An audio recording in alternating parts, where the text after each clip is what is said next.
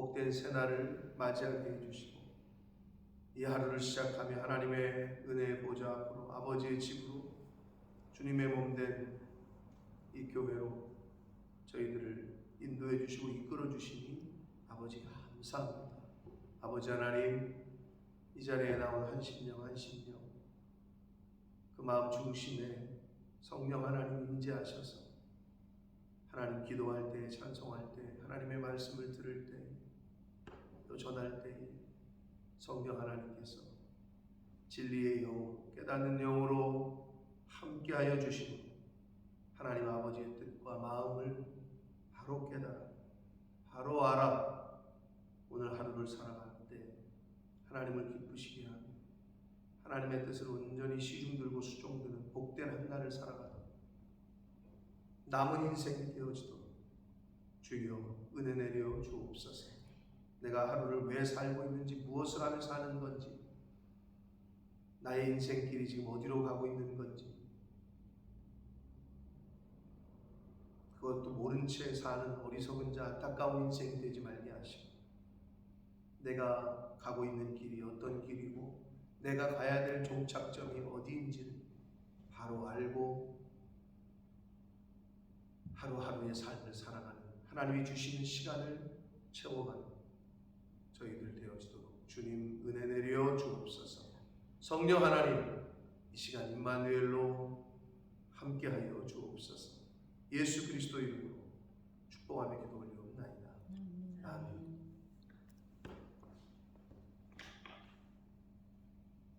자, 호세아 6장은 그 유명한 우리가 여호와께로 돌아가자, 우리가 여호와를 알자, 신앙생활하면서 많이 들어보셨을 법한 구절이 나오는 그러한 6장이 되겠는데, 6장은 11절로 되어 있는데 1, 2, 3절에서 먼저 회복을 말씀하시고 4절부터 11절까지는 심판을 말씀하십니다.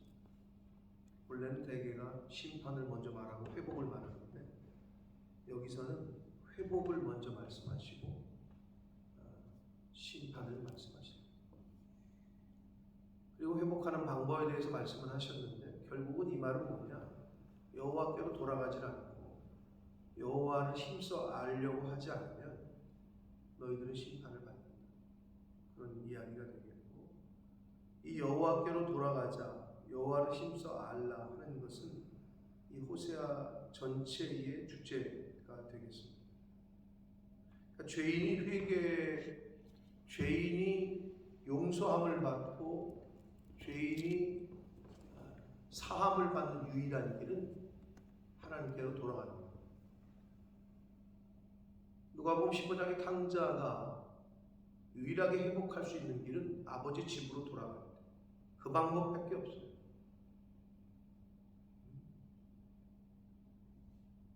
세상을 원망하고 교회를 원망하고 하나님을 원망해봤자 그건 회복하는 길이 아니라 그건 망하는 길이에요. 유일한 회복의 길은 아버지께로 돌아가는 거예요. 그 말은 교회로 돌아오는 거예요. 내가 있어야 할 자리로 돌아오는 거예요. 그게 유일무이한 방법이다. 다른 방법은 없어요. 그러니까 호세아서의 주제가 담겨져 있는 말씀이 되겠습니다. 자, 먼저 회복을 말씀하시는데, 오라 우리가 여호와께로 돌아가자. 여호와께서 우리를 찢으셨으나 도로 낫게 하실 것이요 우리를 치셨으나 싸매어 주실 것이다 라고 말씀합니다. 찢으셨고 치셨다. 그런데 도로 낫게 하실 것이고 싸매어 주실 것이다. 전제가 뭐예요? 돌아올 때, 돌아갔을 때, 하나님께로 우리가 마음을 돌릴 때, 교회로 우리가 마음을 돌릴 때, 그럴 때 회복이 있는 거지.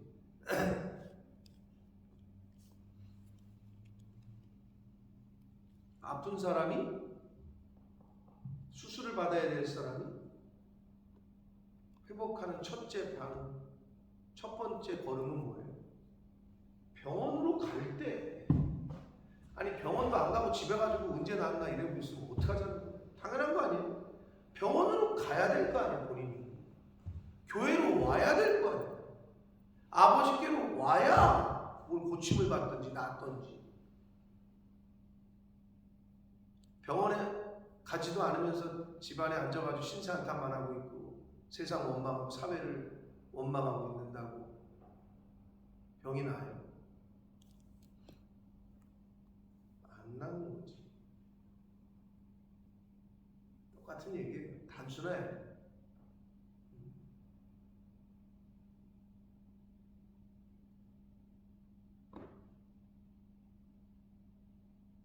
병원을 가지도 않고 의사를 안 가는 이유가 그 병원을 어떻게 믿어? 그 의사가 돌팔인지 어떻게 믿어? 이래고 의심하고 나는 못 가. 그럼 죽는 거지 뭐. 집에서. 그렇지 않아요? 그런 어리석은 사람이 어디 있냐고 하지만 이걸 신앙에 빗대봐. 나는 그 교회, 나는 그 목사님. 어리석은 거야 그게.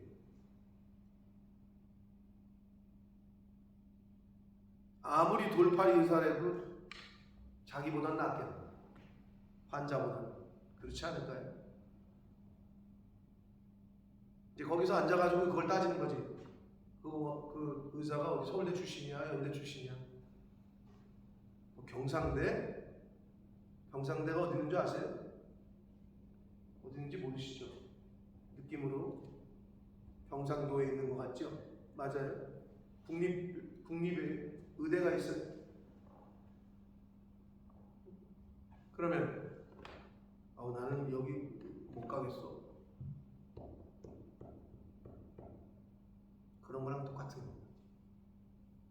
얼마나 어리석어. 그러고 병원에 집에서 앉아있다고 생각해봐요. 이것 따지고 저것 따지고.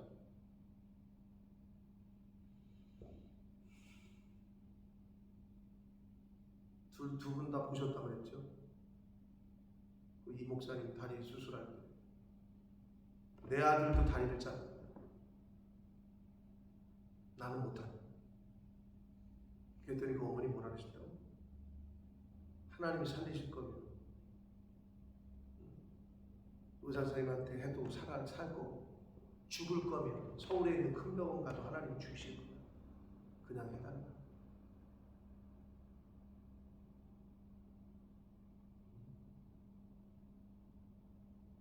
그게 믿음 아니에요.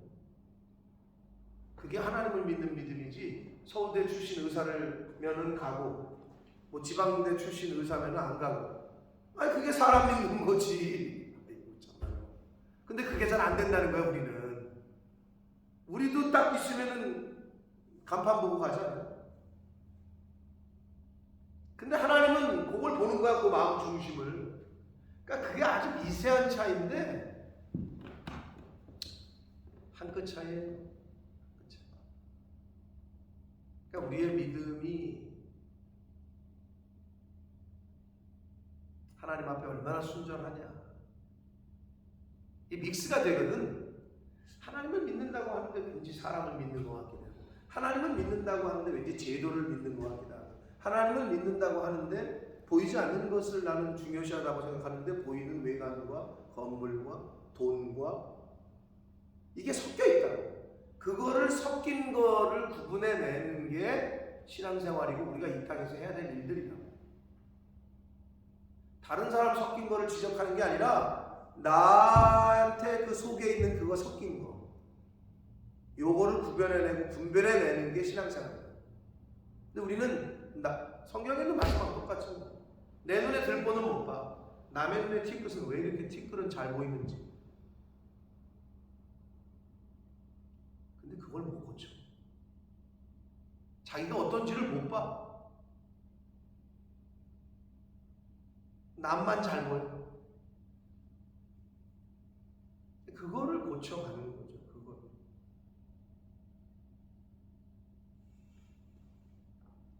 돌아가지 않으면 첫 번째 병원을 와야 시작이 되지. 치료가 교회를 와야 시작이 돼. 회복의 시작이. 그러니까 싸매어 주시고 낫게 하시는 거의 시작은 돌아가는 거예요. 하나님께 나오는 거예요. 그게 첫 번째. 2절 봅니다. 여호와께서 이틀 후에 우리를 살리시며 셋째 날에 우리를 일으키시니 우리가 그의 앞에서 살리라. 이틀 후 셋째 날. 예수님이 며칠 후에 부활하셨죠? 장사한 지 사흘 만에. 날짜로는 사흘이고요. 시간으로는 한마디로 만으로는 이틀입니다. 그러니까 이틀이면 48시간이고 3일이면 72시간이잖아요. 금요일 오후에 무덤에 장사되셨어요. 그리고 주일 새벽에 부활하셨어요. 그럼 어떻게 돼요? 날짜로는 3일이지만 요일로는 시간으로는 이틀. 이 말은 예수 그리스도를 살리신 그 부활의 역사를 의미하는데 결국 이틀 후 셋째 날 이거는 다 하나님께서 우리를 예수 그리스도를 부활시키신 것처럼 우리를 다시 살리실 것을에 대한 그 말씀을 이렇게 표현을 하시고 있습니다. 그렇게 마지막 때 우리를 부활시키시면 이제 우리가 그의 앞에서 살 것이다. 거룩한 빛나고 거룩한 거기서 산다고 아까 찬송했잖아요. 거기서 산다는 거예요. 더 이상 하나님을 떠나는 일이 없어. 그때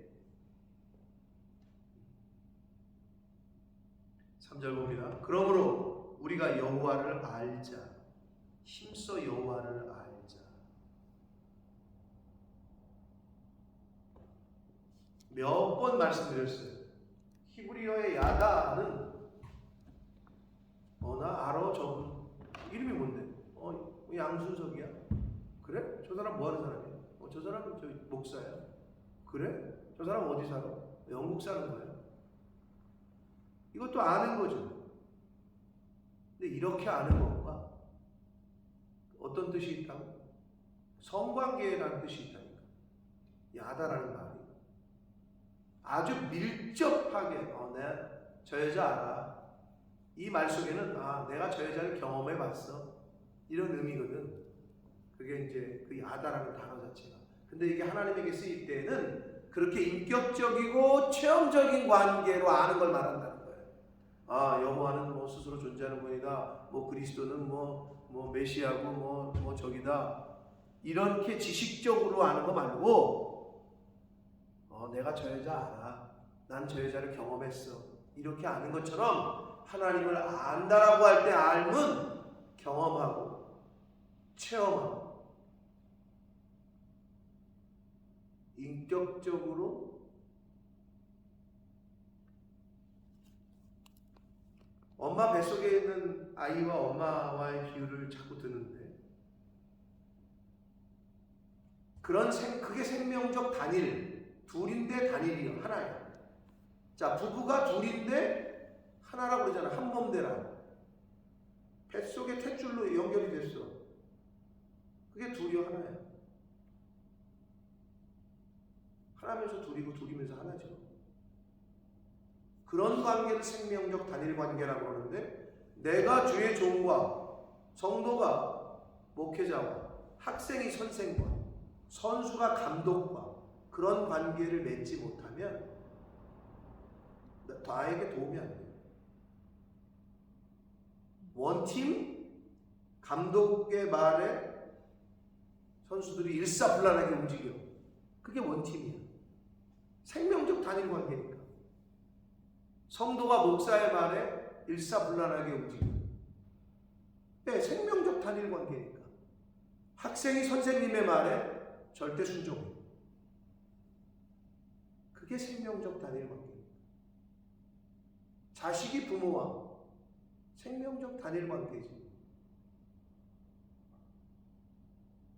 그러니까 자식이 죽는 때 대신 죽겠다고 나서는 게 부모 아니야?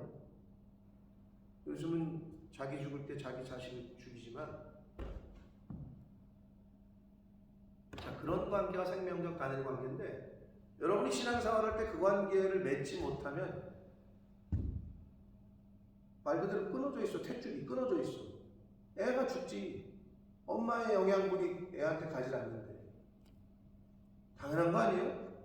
근데 교회와 하나님의 주님의 몸된 교회와 주의 종과 하나님과 그 생명적 연결된 파이프가 끊어졌다. 막혔다. 그 영혼이 핍절하는 거죠. 그러니까 늘 부족한 거죠. 또는 그 관이 가늘어. 한마디로 엄마 젖을 먹이는데 엄마 젖이 많지가 않아가지고 애가 맨날 열심히 빠는데도 늘 배가 고파. 비슷한 거죠. 이 연결된 하나님과 나와 연결된 관이 얇아. 얇다는 표현이 뭐야? 아직 신뢰관계가 크질 않아. 또는 붙었다 떨어졌다 해. 그게 뭐랑 똑같아? 전기선이 잘못되면 불이 들어왔다 꺼졌다 들어왔다 꺼졌다. 우리의 신앙생활도 그거지. 스위치 온 됐다가 스위치 오프 됐다. 스위치 온 됐을 때는 나와서 기쁘게 그냥 뭐 좋다고 막 그러다가 오프 됐을 때는 얼굴 인상 쓰고 또 언제 그랬냐는 이거를 반복을 하는 거지. 여러분 애가 장난칠 때 스위치 불 껐다 해보세요. 너 잘한다 그래. 하지 말라니까. 너 뭐 하는 거냐 그러니까. 똑같다니까 신앙생활. 그러니까 나의 그 여기서 안다라는 표현은 뭐 창세기를 알고 호세아서를 알고 이런 지식적인 알미 아니라 하나님과의 인격적인 관계, 교제, 깊숙한 사귐, 깊은 관계를 말할 때 쓰는 단어.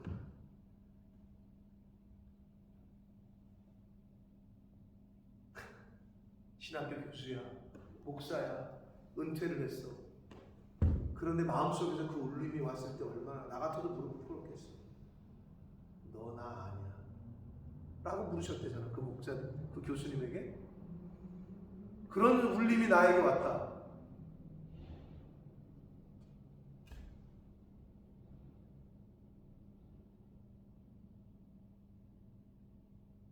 아니 신학 교수로 은퇴를 했어. 한평생을. 근데 하나님이 그렇게 물으신다. 너 나 알아? 라고 물으신다. 이거 큰일 난 거 아니야?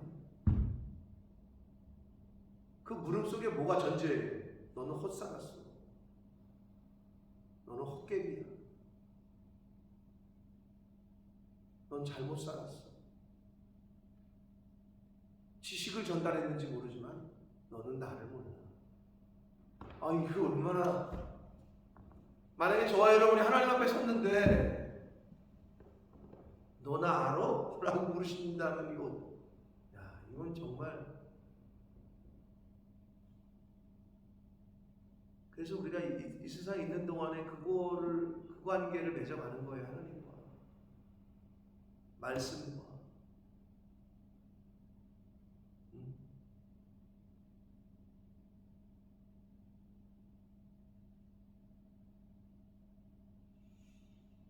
이게 이제 목사가 이렇게 목회를 하다 보면 너무 목사에 대해서 모르는 사람이 있구만. 그러니까 목사의 말에 뭔 말인지 깨닫지를 못해. 가만히 보면.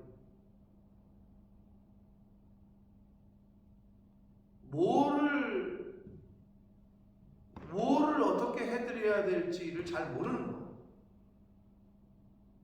그리고 뭐를 어떻게 해야 교회를 위하는 거고 목회자를 위하는 건지를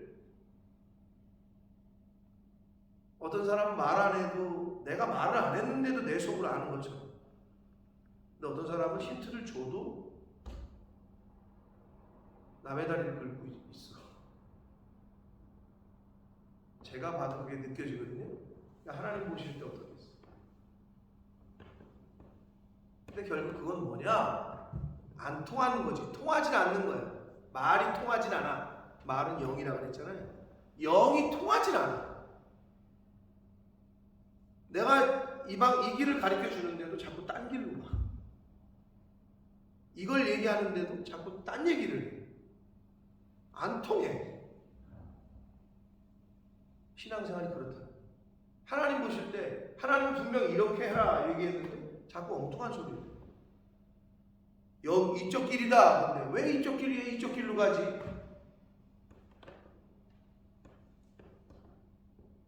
그게 왜 그렇다고요? 내가 아직 살아있어요. 내가.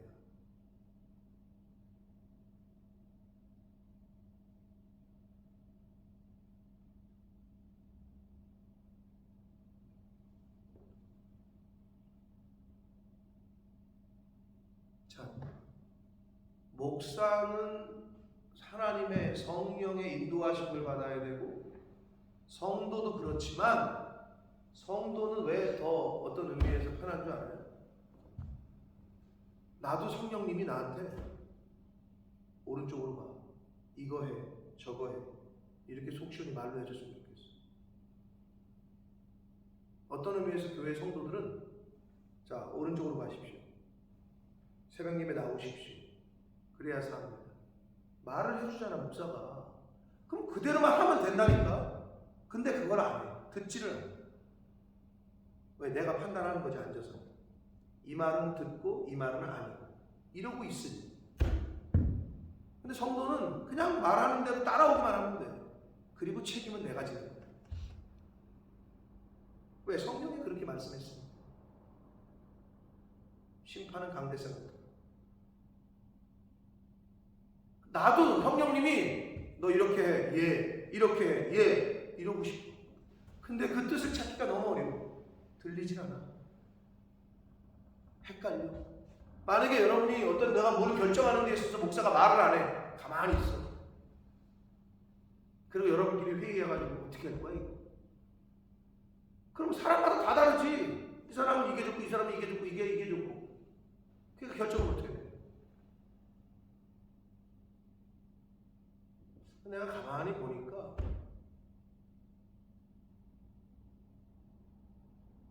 그게 맞는 거구나.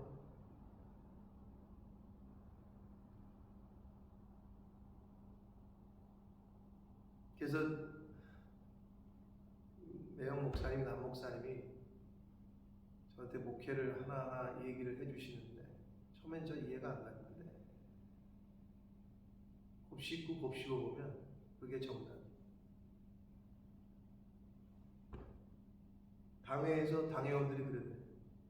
이번에 목사님 차를 바꾸는 거를 우리가 결정할 수 있게 해주십시오. 이렇게 말을 했대. 그 일반적인 교회 같으면 당회에서 알아서 결정하십시오. 이럴 거 아니야? 당연히 그렇거든요. 근데 목사님 그랬대. 안 돼. 그래서 내가 왜 그러셨어요?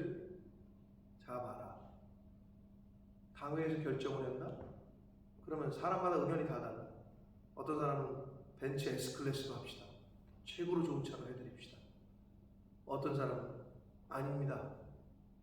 그냥 우리나라 차 중에 제일 좋은 걸로 합시다. 의견이 다 달라. 그럼 뭐 어떻게 되겠어요? 각자 의견이 다 다르니까. 그럼 싸움이 날 거 아니에요? 싸움 아닌 싸움? 의견이 충돌할 거 아니에요? 그럼 결국 뭐야? 그럼 다수결로 하죠. 그게 안 된다니까. 다수결로 해서 결정이 되잖아. 예를 들어서 현대차로 결정합시다. 그러면 벤츠로 주장했던 사람은 어떻게 해? 다수결이지만 어떻게 해? 그냥 수그리면 좋은데 마음에 어떻게 해? 자기 의견이 픽업이 선택이 안 된 거 아니야. 있겠어 없겠어 그런 거. 그래서 목사님이 안 돼. 내가 결정한다. 그래서 목사님이 결정했대.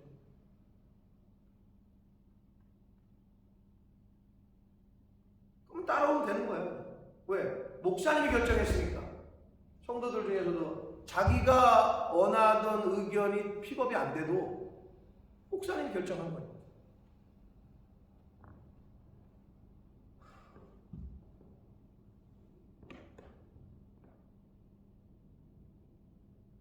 성도님들은 편하다니까. 여러분은 책임이 없어.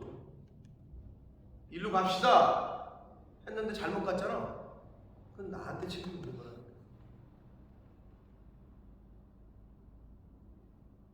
어떤 의미에서 얼마나 편해요. 나도 성령께서 오른쪽이야 이렇게 말해줬으면 좋겠어. 지금은 아니야 이렇게. 근데 웃긴 건 뭔지 알아요? 여러분은 그러한 영적 질서에 목회자를 두고 있는데도 제일 중요한 거 묻질 않는 거예요. 어떤 일을 결정함에 있어서 자기가 다 혼자 결정하고 해놓고 그 다음에 통보를 해요. 여러분, 통보와 의논과 상의는 다른 거예요. 그러니까 계속 시행착오예요. 목사님 이거 이렇게 하고 싶은데 어떻게 하는 게 좋을까요? 그럼 나도 잘 몰라. 그럼 저도 기도해 봅시다. 나도 기도해 봅시다. 그러면 성령께서 감동하시고 마음에 감화를 주시고. 근데 그게 안 되니까 계속 다람쥐 쳇바퀴 돌듯이 같은 자리야.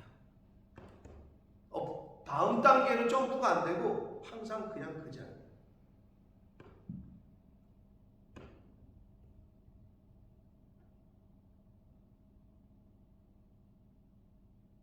여러분 돈 벌고 싶잖아요. 제가 어제 포츠모스에 있는 저기를 만났는데 그래서 내가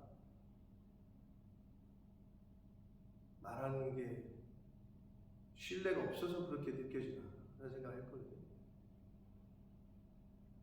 근데 저는 눈에 보이고 해가지고 얘기했던 포츠모스에 한국식 핫도그 가게가 들어섰대요. 그리고 한국식 회오리 감자 외국 사람이 판대요. 한국 핫도그를.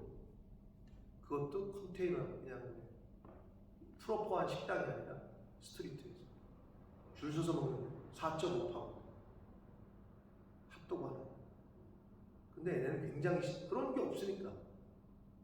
어제도 제가 이렇게 보면 얘네는 무조건 가서 간식 사는 게 감자 튀긴 거에다가 케찹 뿌려가지고 그거를 2파운드 3파운드 맨날 그거만 먹던 애들이 한국식 핫도그 봐봐. 안에 막 얼마나 타요.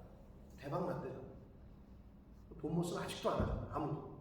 내가 그렇게 하라고 해도 듣지를 않아. 근데 내가 오죽하면 하나님 제가 할까 봐요. 여보 우리가 할까 봐. 근데 나는 아직 그게 하나님의 나는 저기가 누군가를 하게 되겠지.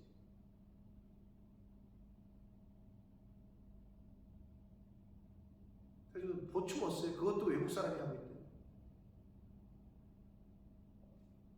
그래서 그 석재 어머님이 아주 그냥 근데 자기도 4.5파운드를 주고 사 먹었는데 먹을만 하네. 여러분 4.5파운드는 얼마예요?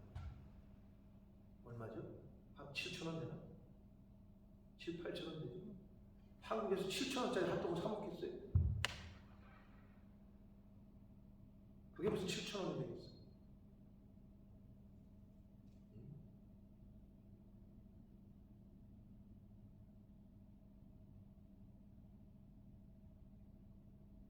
미용의 미자도 모르던 한복순 장로가 저 미용실 인수해라. 예. 지금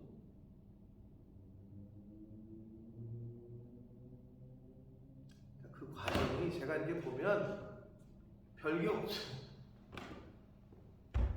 순종하면 복 받는 거예요. 순종하면 복이 돼요. 그게 몸소 그 교회에서는 보여졌기 때문에 1호가 그렇게 되니까 2호, 3호, 4호, 5호가 그렇게 자꾸 나오는 거예요.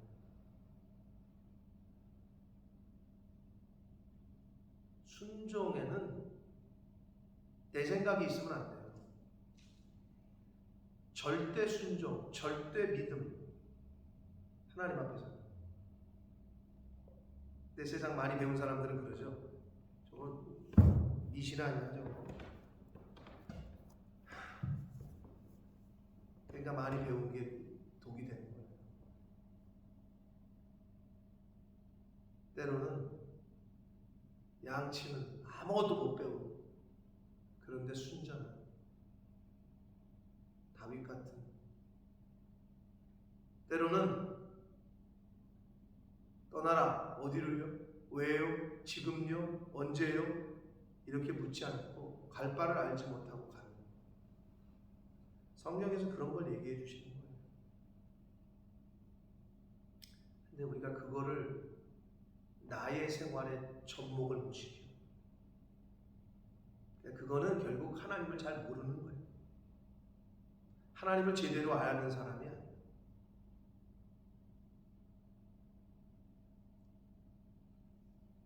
신앙생활은 내 생각대로 하는 게 아니고 그냥 하나님 하라 하는 대로, 말씀대로 하는 게 신앙생활. 하나님을 여기서 힘써 알자라고 표현하는 이유가 그래서 저와 여러분이 하나님을 알 때 하나님을 체험하고 하나님을 인격적으로 경험하게 되는 은혜가 있으시길 축복합니다. 그의 나타나심은 새벽 빛같이 어김없나니. 새벽 빛이라는 거는 새벽녘에 해가 딱 뜨면 어둠이 언제 그랬다는 듯 싹 사라지죠. 그런 걸 말해요. 어둠이 물러가고 한순간에 비와 같이 땅을 적시는 늦은 비와 같이. 자, 늦은 비는 4월경에 내리는 봄비를 말하고 여기서는, 그리고 앞에 비와 같이는 많은 양의 비를 뿌리는 걸 말하는 그 비고요. 늦은 비는 봄비를 말하고, 그렇게 우리에게 임하시리라. 갑자기 하늘에서 비가 내리듯이, 갑자기 해가 떠서 어둠이 물러가듯이 그렇게 나타나실 것이다. 자, 이렇게 회복에 대한 말씀을 하시고 4절부터 11절까지는 다시 심판에 대한 말씀을 하시는데, 자, 에브라임아, 에브라임은 북이스라엘의 가장 대표되는 지파라고 말씀드렸어요. 북이스라엘아, 내가 네게 어떻게 하냐? 유다야, 내게 어떻게 하냐? 제가 여기 부분을 묵상하면서 하나님 아버지의 마음이 목회자도 좀 비슷하구나. 제가 그런 적이 많았거든요. 하나님, 저거 어떻게 하죠? 아버지, 저 집사를 어떻게 하죠? 저 권사를 어떻게 해야 되죠? 저 장로를 어떻게 하죠? 저 성도를 어떻게 해야 되죠? 라고 할 때가 많았거든요. 근데 제가 이 부분을 읽으면서 에브라임아, 내가 네게 어떻게 하랴? 유다야, 내가 네게 어떻게 하냐? 하나님이 이러시는 거지. 야, 순서가, 너 내가 어떻게 했으면 좋겠냐? 얘야, 내가 어떻게 하냐? 이게 막 체율이 되더라고요.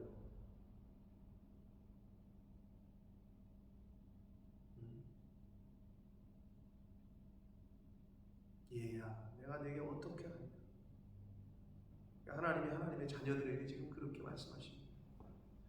너희의 인애가 아침 구름이나 쉬 없어지는 이슬 같다.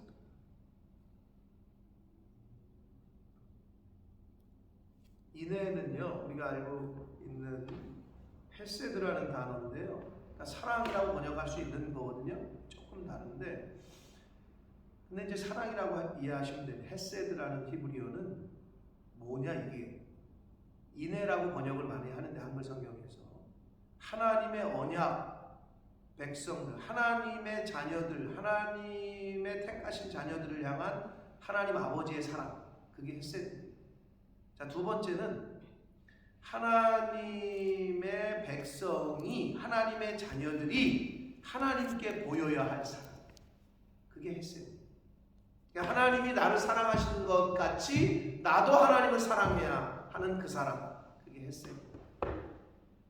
그러니까 결국 신약 성경 헬라어의 아가페의 사랑, 아가페와 히브리어의 헤세드는 같다고 보시면 되는데, 우리가 흔히 말하는 심적인 사랑 이렇게 말하면 되는데, 하나님이 하나님의 자녀들을 사랑하시는 그 사랑, 하나님의 자녀들이 하나님께 하나님을 사랑해야 되는 그 사랑, 세 번째는 하나님의 백성들, 하나님의 자녀들이 하나님께 받은 바 그 사랑을 이웃에게 전해야 할 사랑. 그게 헤세드라는 거예요. 예를 들면 이런 거죠. 하나님에게는 무한적인 사랑을 받았으면서 자기는 이웃에게 아주 리미티드한 사랑만 준다. 하나님에게는 갑자기 기억이 안 나네. 권사님 몇 달란트죠? 10,000달란트야? 100달란트야? 10,000달란트인가요? 네. 10,000달란트인가? 10,000달란트. 네.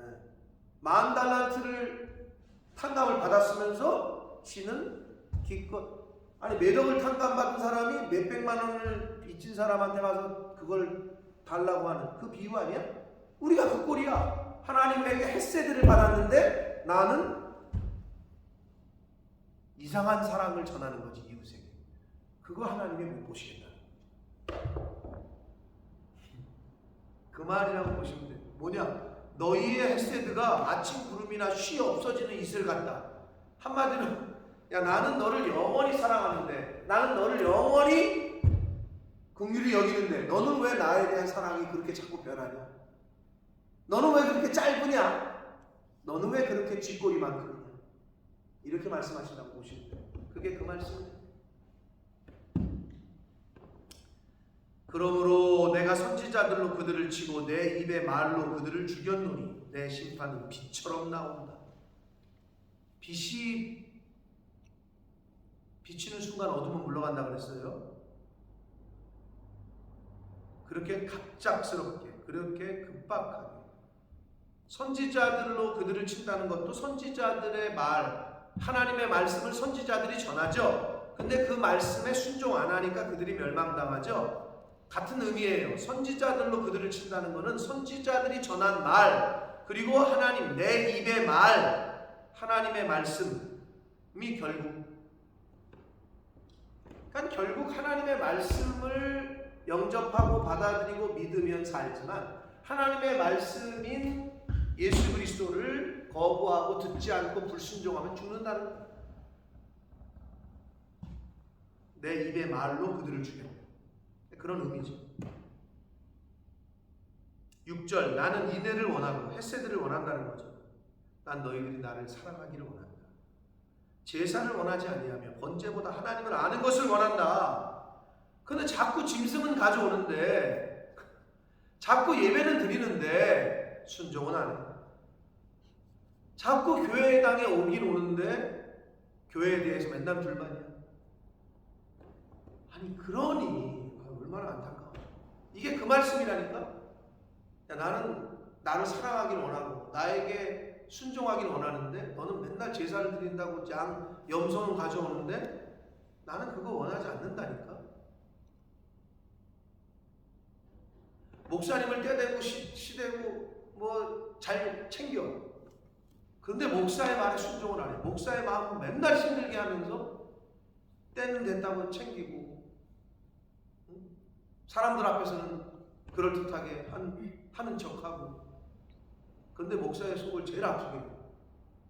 부모님의 속은 맨날 뒤집어 놓으면서 때 됐다고 명절이라고 용돈 보내고 때 됐다고 돈 보내고. 그런데 부모님의 마음은 제일 힘들게 해요.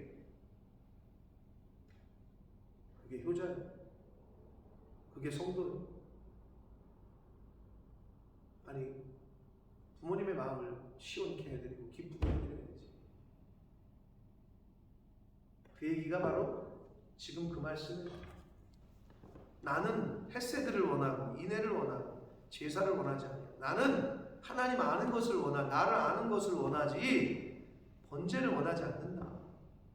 그래서 시편 51편 17절에 보면 다윗은 하나님이 원하시는 제사는 상한 심령이요 통회하는 마음이라고 하셨지, 하나님이 원하시는 제사는 암송아지 가져오고 질 좋은 제물 가져오는 걸 원하시는 게 아니라 상한 심령이고 통회하는 마음, 회개하는 마음이다 라고 말씀을 하십니다.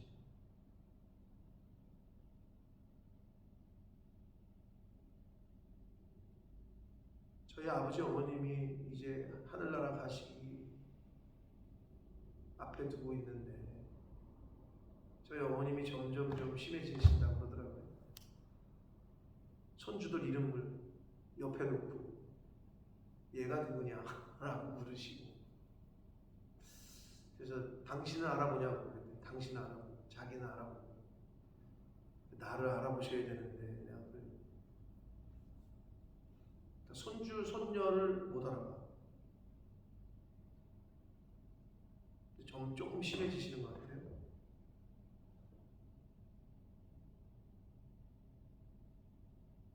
근데 저희 어머님이 걷지도 못하시거든요, 잘. 근데 어제 깜짝 놀란 사진을 봤잖아요. 어머님이 앞에서 니아가를 끌고 아버지가 뒤에서 니아가를 밀고 휴지 박스, 고물, 문짝, 철문 이런 거를 싣고 끌고 가는 거를 주간보호센터 원장이 보고 사진을 찍어서 우리 둘째 형수한테 보낸 거예요. 이거 어떤 일이냐. 지금 장로님 권사님이 길거리에서 이렇게 나타나셨다는 거예요. 우리 엄마가 혼자서도 못 보는데 니아가를 어떻게 보면 니아가를 의지했으니까, 붙잡고 있으니까. 근데 말도 안 되는 상황이거든요.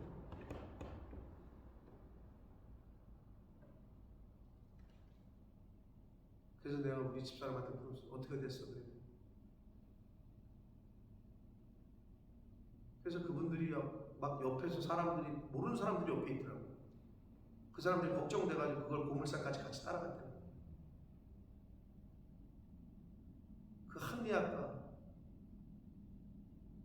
그걸 끌고 가가지고 15,000원 받았대요.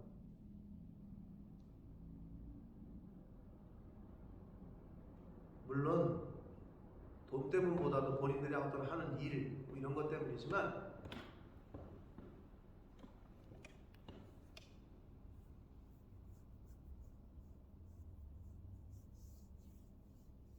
근데 저희 아버지 어머님이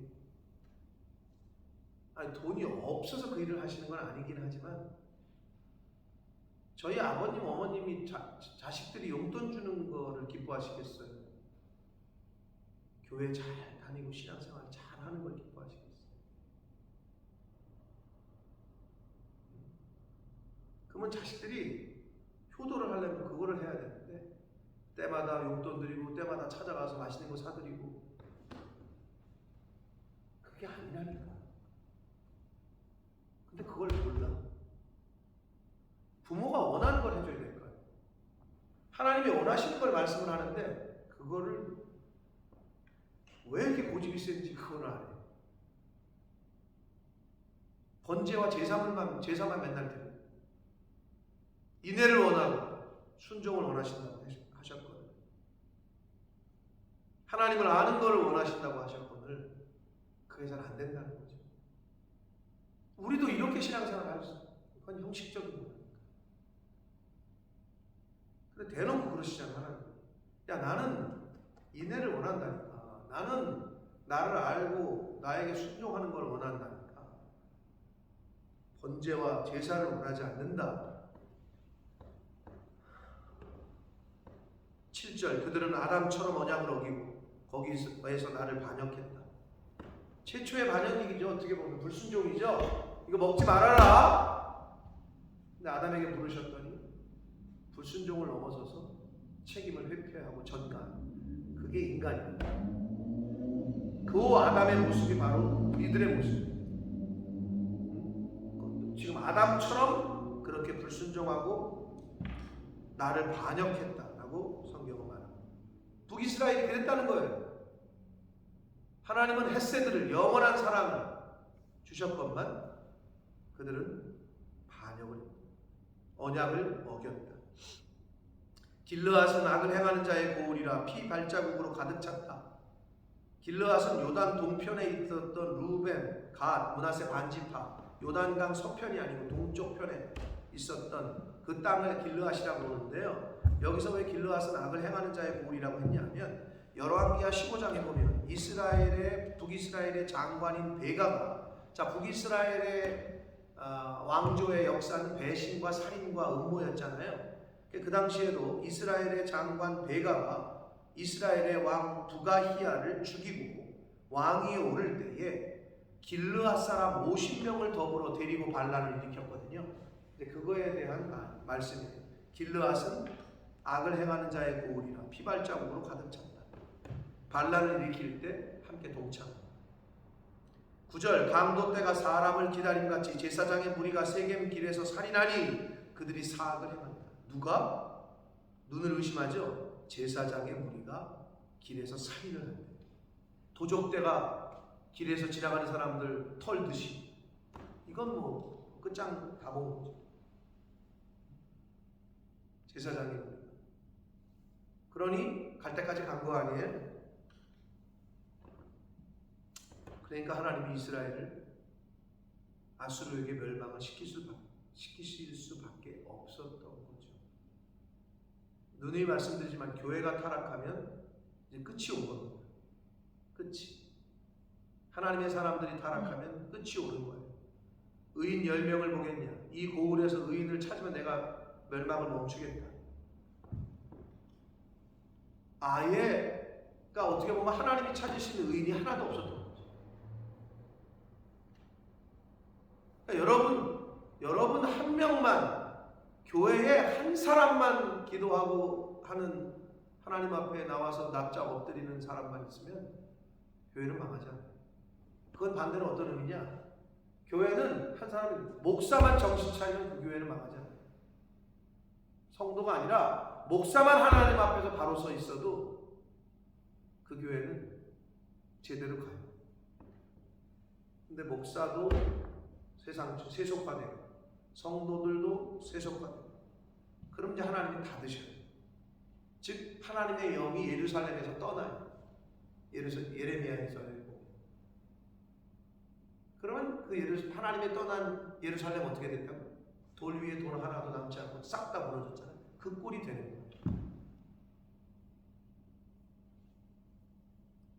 그게 영국 교회에서 현실로 보여주고 있는 거예요.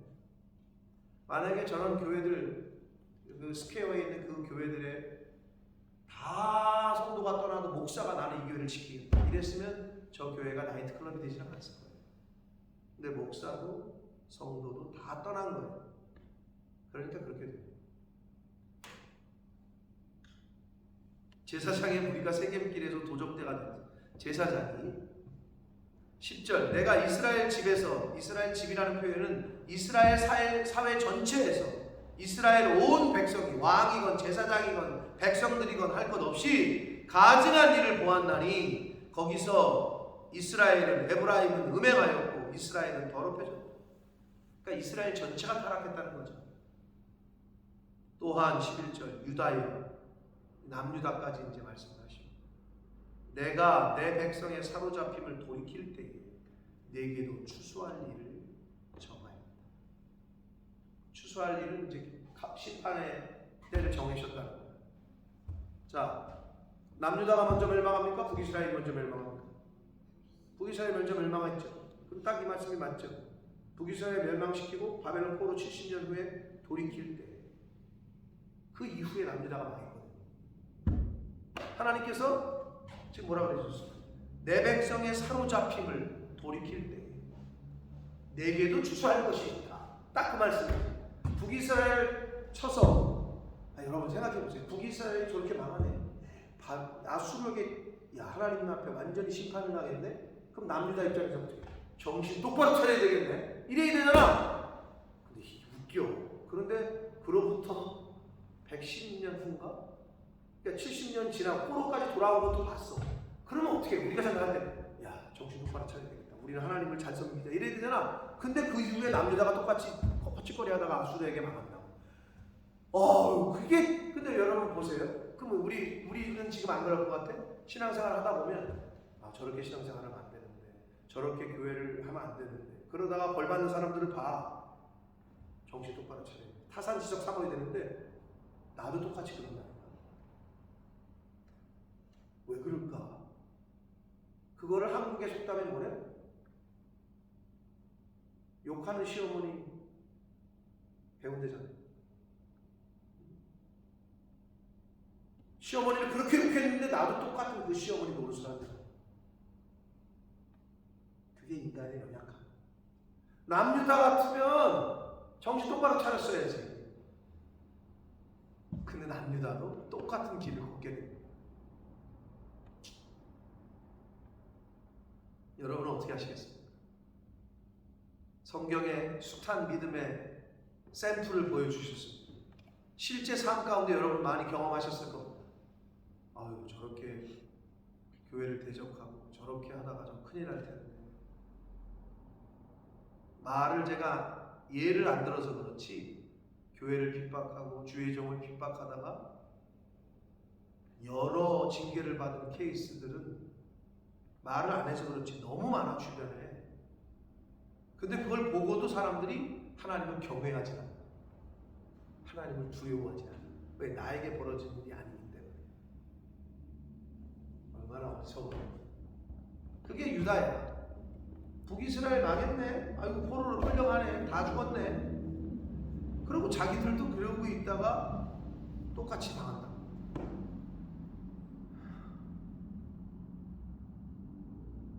사랑하는 성도 여러분, 정신 똑바로 차립시다.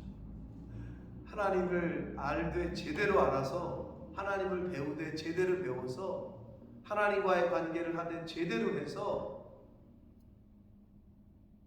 이 심판의 말씀이 나와 우리 후손들에게는 하나도 임하지 않도록, 이 회복의 말씀은 잘 가르쳐서 나와 우리 후손들이 하나님께로 돌아가 하나님을 힘써 안아서 하나님이 주시는 은혜와 복을, 사함을, 헤세드를 그렇게 받아들이면서 살다가 하나님 계신 곳에 다 함께 가시는 은혜가 있으시길 예수 그리스도 이름으로 축복합니다. 살아계신 하나님 아버지, 감사합니다. 오늘도 생명 주시고 새날 주시고 하나님의 은혜의 보좌 앞으로 저희를 불러주셔서 말씀을 전하게 하시고 듣게 하시고 깨닫게 하시니 아버지 감사합니다. 아버지 하나님, 우리들이 얼마나 어리석은지. 성경에 나오는 사람들의 얘기가 바로 내 얘기요, 성경에 나오는 사람들의 완악함이 바로 내 얘기요, 불순종이 내 얘기요. 아버지 하나님께서는 그걸 아시기 때문에 저희들에게 말씀을 통해서 계속해서 경고하시고 깨닫게 하시는데, 우리는 똑같이 다람쥐 쳇바퀴 돌듯이 계속해서 똑같은 그런 삶을 살고 있지 않습니까? 주여, 저희들의 어리석음을 용서하시고, 주여 성령 하나님 깨닫게 하시고 알게 하셔서 하나님이 어떤 분이신지를 바로 알아서 하나님을 경외하고 두려워하고 두렵고 떨리는 마음으로 신앙생활하게 하시고, 하나님이 생명 주시는 날 동안에 뿌리 뽑고 고쳐야 되고 버려야 될 것들 뿌리 뽑고 버리고 고칠 수 있도록 주님 은혜 내려 주옵소서. 아버지, 하나님이 우리에게 보여주신 헤세드의 그 사랑을 우리들도 하나님에게, 우리 자녀들에게, 이웃들에게 잘 전해줄 수 있도록, 1만 달란트 탕감받은 자가 그 쥐꼬리만한 것을 용서하지 못하고 탕감해주지 않고 착복하고 억압했던 그 모습이 혹시 내 모습은 아닙니까? 구원의 은혜를 하나님이 주셨는데 우리는 이웃들에게 얼만큼의 사랑을 베풀고 전하며 살고 있는지, 아버지 이 시간 깨닫게 하셔서 하나님이 주신 사랑을 교회를 위해서 그렇게 섬기고 이웃들을 위해서도 그렇게 섬길 수 있는 제가 되게 해주시고, 우리 몸된 교회에 속한 모든 권속들이 되어지도록 주님 은혜 내려 주옵소서. 예수 그리스도 이름으로 축복하며 기도 올리옵나이다. 아멘. 하늘에 계신